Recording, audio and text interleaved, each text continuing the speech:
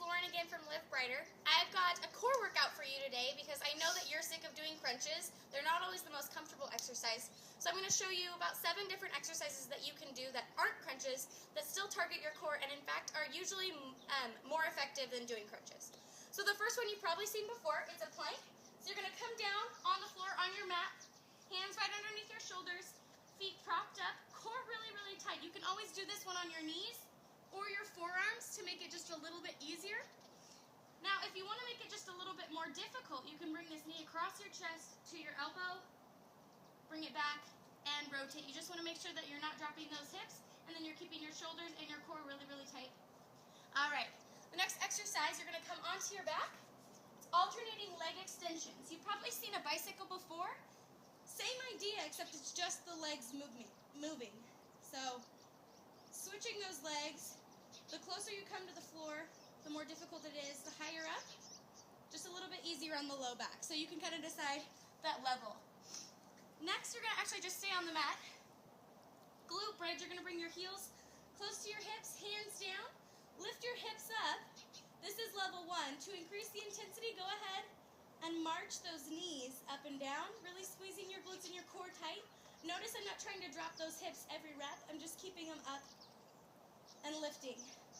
Good work. All right, next we have bird dog. So I'm going to go ahead and roll over into a quadruped position. Hands underneath my shoulders once again. Knees are at a right angle from my hips. And my core is really, really tight. Spine is long. Bird dog takes one arm out and then the opposite leg out.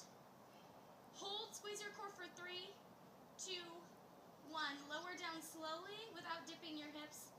And then switch and hold for 3, 2, 1. Good work. All right, so next, I'm going to use a dumbbell for this. You could use a milk jug, soup can, something that has just a little bit of weight. I'm going to put my feet right underneath my hips, just a little bit wider. Take this up across my shoulder, squeeze my core really tight. I'm going to chop it down, take it up to the opposite corner, chop it across. So the core work actually comes from me creating my own resistance in my core.